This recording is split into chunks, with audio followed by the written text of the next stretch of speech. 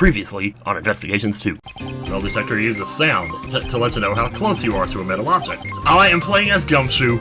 It's a different reaction, sir. And it's definitely coming from the alligator. I think she might have eaten something bad, so I guess the metal detector could be reacting to whatever the alligator ate. The rope we found with the dead body. Yes, it could be the other piece of rope that was used here. What dropped down the well was none other than Knightley's dead body. On the night before the show, somebody came into this room. So someone came here to shut off the power to something. By someone switched the weights with the body. It wasn't him that did it, though. This was done by the real killer in order to shift suspicion away from them. Oh shit. The timestamp on the security camera is off by 3 hours. If that were the case, then the murderer would have created a gap in time intentionally. It's possible, if you had access to this. The person who used the key to enter the breaker room is none other than... Now, where was I? Also, like, the first 3 letters of her first name and last name make patrol. Someone pointed that out in the comments. I was like, wow. Good eye there. The murderer is ARF! Oh no, well, Missile doesn't like her. Here we go. Oh my, what an energetic little puppy. That's because this dog is extremely fond of sweets. It seems to detect a sweet scent on you. Oh heavens no, I'm not even wearing perfume or anything of the sort. What the dog detects is the sweet scent of death. How poetic. However, does that not imply that I committed a murder? That's what I think. Oh god.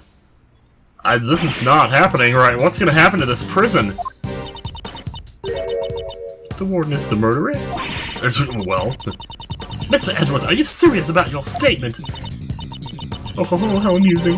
The very thought of a warden committing a murder. It sounds like something out of a mystery novel. Precisely. Your reasoning is in contempt. Just hear me out here. I do not want to believe in myself, but... based on the evidence, I have no choice but to believe it. This evidence proves that Warden Roland is the murderer. Dear God! We're just gonna prove this right now? Oh God. Well, what did we just say? The circuit breaker again?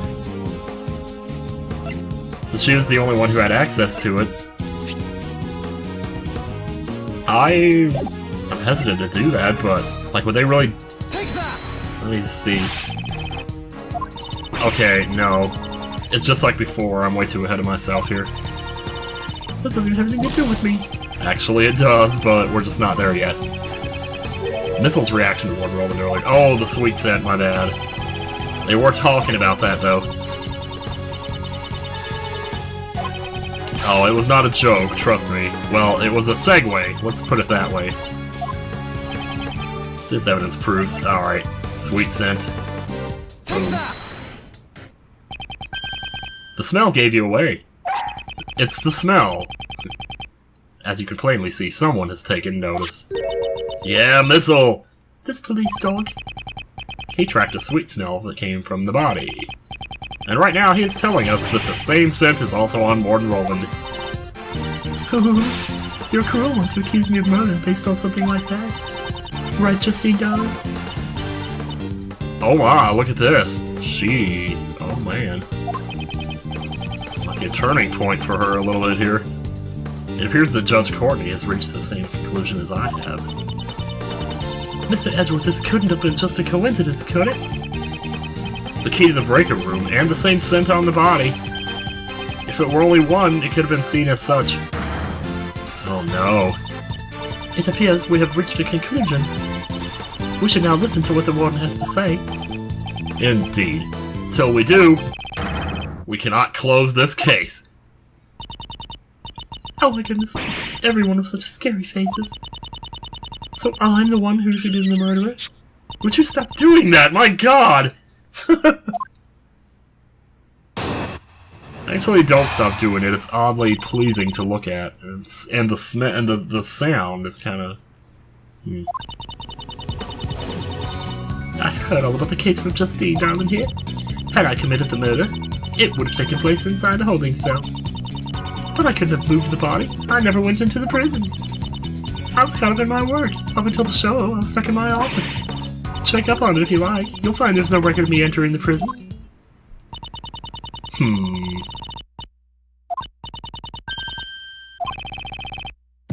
This'll bark at you, pal. You gotta be the culprit. Oh heavens, it's not possible. I guess I'm not the only one kissing dogs around here. Even though that's not a dog, it's a fox. I already told you I never went to the prison. If you think I'm lying, why don't you check the records? She wants us to check the records. She wants us to check the records. For now, all we can do is listen to her and try to draw out more information. Maybe she had an accomplice? I do hope you understand, Mr. Edgeworth. Alright. Alright, so you did.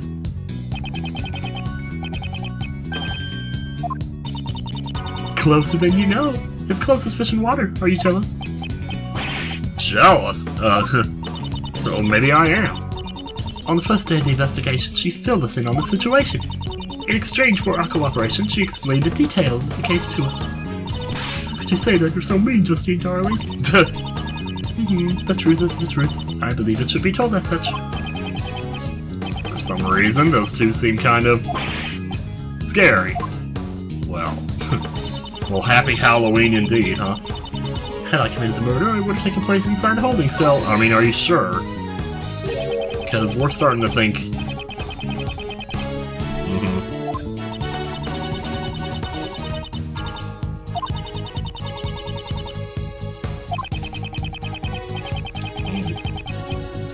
Yeah. I don't think it's necessary to inform her of this fact. That doesn't mean it's proven, do you know that? I keep accidentally, you know. But I see no contradictions in assuming the crime scene was... Don't you just love when I start a sentence in my voice and gradually move to the voice when I'm halfway into it? Okay, so here's the problem. She said she didn't go into the prison, but that has to be the crux of it, like... Oh, I know. Oh, okay, that was nice and quick. Stuck in your office? Really? What were you doing in there? Well, you were checking out evidence at some point. Something about Dogen. You were in your office the whole time? Nothing strange happened? Nope, nothing at all. Were you looking for something? Yeah, my sanity. Oh, boy, story of my life, girl. Let me tell you.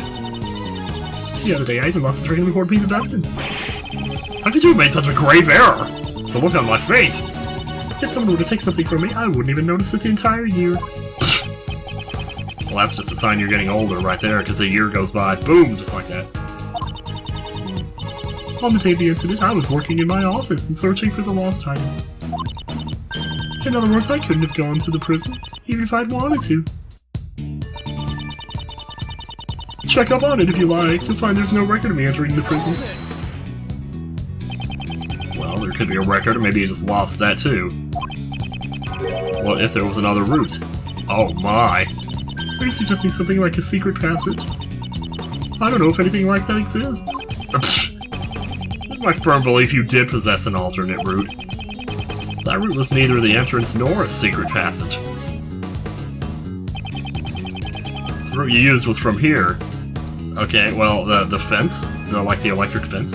I have to assume. The barbed wire fence? The barbed wire fence? You would have moved nightly to your office first, then you would have had a little make-out session. This office leads directly to the garden inside the courtyard. If you had moved through here and passed through the barbed wire fence, you would have arrived at the prison without passing through the entrance or tunnel. I wonder what Mr. Edgeworth is saying. Haven't you noticed? There's a high voltage current running through the fence. Yeah, obviously she couldn't have passed through it like that. What happened to your voice? The current to the fence could be switched off at the breaker room. And you were the only one who had the key, Warden Roland. That voice is too fun to do. Most amusing, however, the breaker room is located on the prison side of the courtyard. I was gonna say. How would the warden have accessed it from the detention center? Ah, quite right. Got you there, Mr. Edgeworth. Ugh, that's... There's no record of her passing. If there is no record of her passing through the prison entrance, it didn't happen.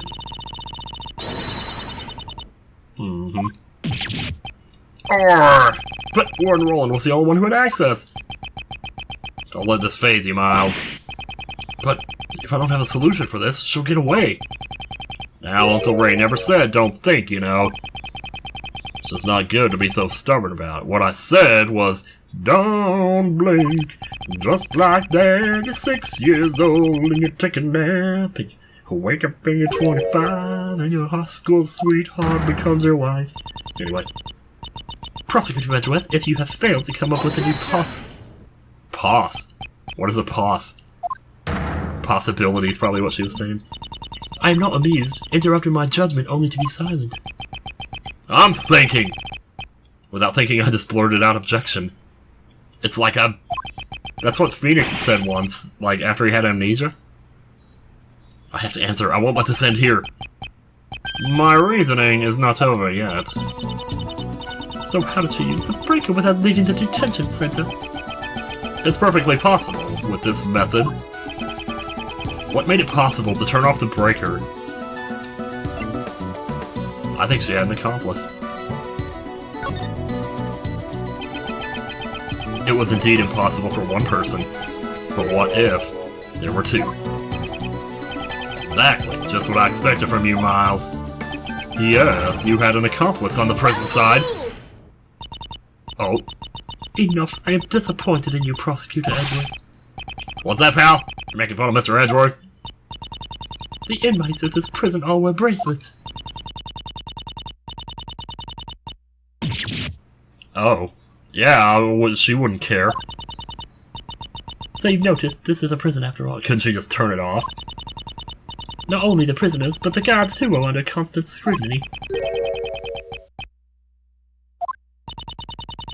Why didn't anyone notice him? The ones allowed to move around freely are the animals. And they certainly could not have used the breaker. But it's still possible that a person did it. What if the elephant did it? What if it's Damask's crotch? No, alright. Excluding the inmates and the guards, just what kind of person would you say it was? We can't exclude the inmates and guards just yet.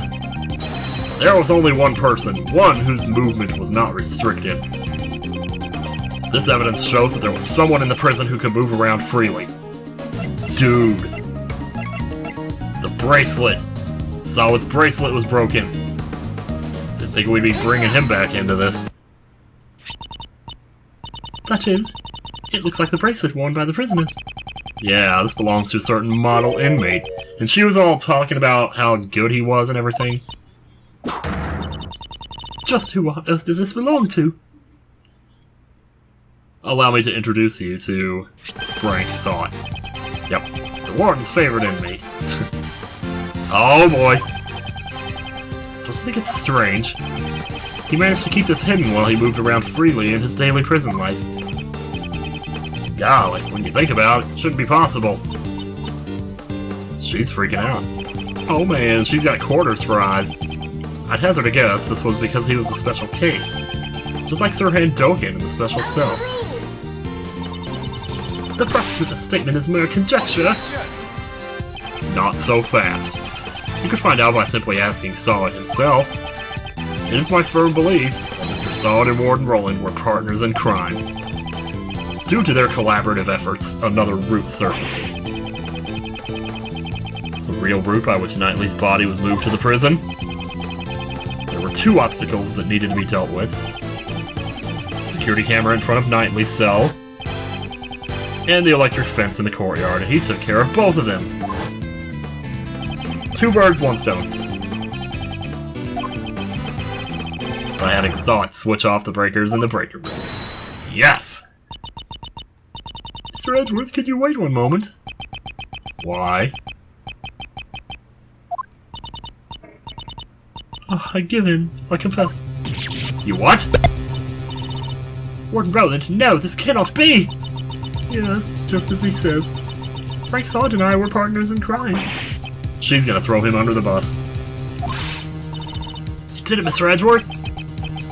Well done, Miles. At last, we have the real culprit cornered. Like Mr. Edgeworth said, Frankie operated the breaker, but we were not responsible for Knightley's murder. What? Roland, what happened do you mean? Judge Courtney, would the goddess of law hear my confession? The goddess of law is merciful. She will absolve you. I was being threatened. Huh? That's why I had no choice but to do as I was told. Uh-oh. So who was threatening you? Sir Handoken, that assassin. Uh-oh. It's been going on since that man came to the prison. Oh boy. I'll never forget that day. What day? Holy shit! When we were both alone, he suddenly said to me, I have many dogs outside the prison. I have many dogs outside the prison. Dogs? Loyal dogs who obey my every command. I soon realized that what Dogen referred to were not really dogs, but his human henchmen. And that's not all he said.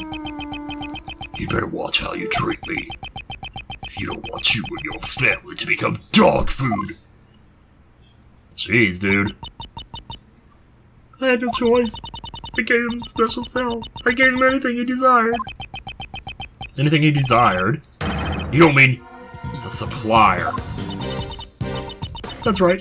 Anything he ordered, I would deliver to him. An underground dealership. I was the one who won over Frankie. It was simple. I just offered him special privileges within the prison. And these underground dealings? Oh dear. Once a week in the middle of the night, Frankie would shut off 2 of the breakers. So I could move from my office to the courtyard without being seen by the security camera. I would go past the fence and drop the goods down the well near the prison. Oh. And then I'd sprinkle this perfume over it. So that's the true identity of the sweet scent. The scent of perfume was a signal for Dogen's dog. After picking up the scent, it would carry the goods to Dogen. That's brilliant! Of course, this had to be done while Elbert was away from his cell. Surprised I never found out about it, pal. We have a strict timetable here at the prison. Mealtime, exercise time, it's easy to know when he's away from his cell. And since little Rocky is afraid of Dogen's dog, I didn't have to worry about him making noise. So having full knowledge of the prison's inner workings, she made the deliveries herself. This would have ensured there were no slip-ups. Frankie would turn the breakers back on in the early morning, and the delivery was complete. I then modified the timestamp on the security camera. You have told us a great deal. The goddess of law accepts your penitent confession. As the warden of the prison, how could I have done such a foolish thing? The day Knightley was killed was also a delivery day. It seems Frankie was working the breakers as usual, but that day I had nothing to send, so I did not go to the courtyard at all. The secret of the supply system, so then Warden Roland was... The police have been searching for Dogen's henchmen for ages. I've also been helping them, but there's only so much I can do from here. Ah.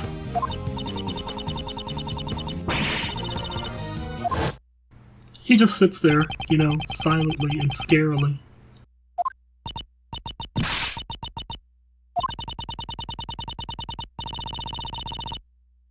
Oh wow, holy crap.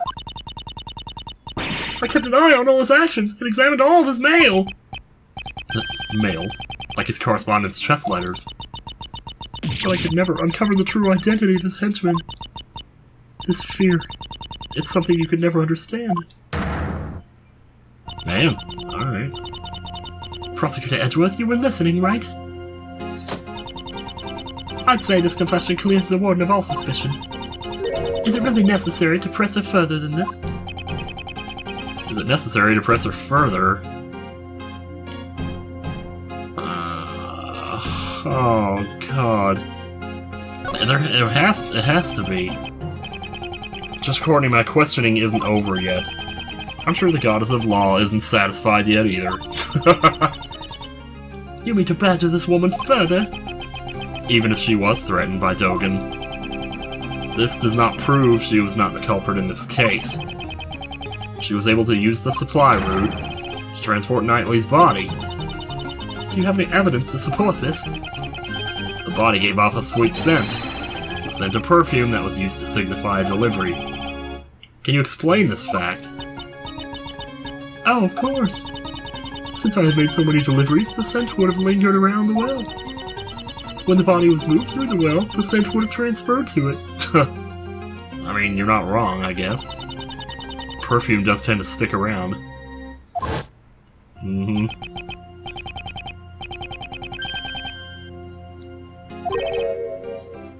Man, I never would have guessed.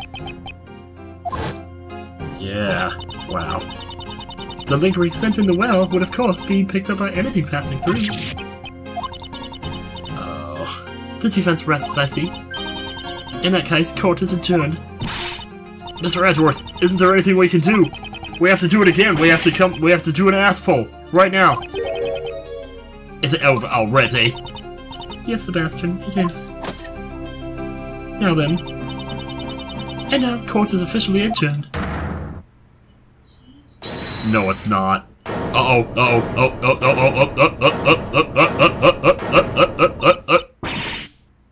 Who was that? Are we gonna guess? Let me guess. Let's see. Is it Regina? Who else could it be? Oh! It's you! It's not nice of you to adjourn things just like that, Courtney Pie. Mr. Shields. Are you objecting to the court adjourning? Well, of course not. I ain't got no objection or anything like that. Go ahead and adjourn court, I don't care. I'll do whatever you like. Hey, what are you doing, Mr. Shields? Whoa there, calm down, Kate. Who wants some chocolate? What? Is this a joke? You'll have to excuse me. I just have one tiny request to make. As Simon Key's attorney. That's right, you're the defense attorney in charge of this case, aren't you? Exactly. Did y'all forget? That's so mean. But he just left everything to Mr. Edgeworth and didn't do anything at all. Yeah, that's right. That's why. I thought I'd do my job a bit. Oh my god, he's been like training me all this time and just hanging back to let me do stuff. But now he's probably gonna come out here and just like blow everybody away or something. It's to prepare for the trial. I'd like to ask the warden a few questions. Do I get to play as Ray Shields? Surely you've just. What more could you expect to hear from her? This music, oh my god! Well, as warden, I'd like to hear your thoughts on the culprit. My thoughts? Uncle Ray believes that Simon is not the culprit. It seems that Miss Warden also suspects someone other than Simon. I'd like to hear you out. Oh, shoot, man. Mr. Edgeworth, what's Mr. Shields up to? Watch and learn. He's trying to lure Warden Roland in to testify. Why was the supply route used to transport the body? I'd say it's to pin the crime on Dogen. I see. If he committed a murder here, he would be transferred to another prison.